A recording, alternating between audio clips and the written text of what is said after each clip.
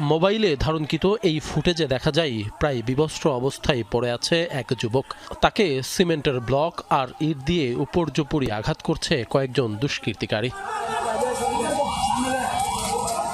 এই ঘটনার আরেকটি সিসি ক্যামেরার ফুটেজে দেখা যায় বুধবার সন্ধ্যা ৬টার দিকে মিটফোর্ড হাসপাতালের ৩ নম্বর ফটকের সামনে কিছু মানুষের জটলা।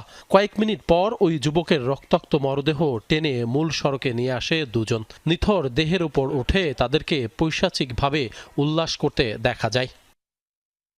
ঘটনাস্থলে গিয়ে কথা হয় প্রত্যক্ষদর্শীদের সাথে। তারা জানায় ৪০ থেকে ৫০ জন যুবক সন্ধ্যা নামার একটু আগে সোহাগকে ধরে নিয়ে মিটফোর্ড হাসপাতালের ৩ নম্বর ফটকের ভেতরে ঢোকায়। সেখানেই তাকে ইট এবং সিমেন্টের ব্লক দিয়ে মাথায় আঘাত করে মৃত্যু নিশ্চিত করে।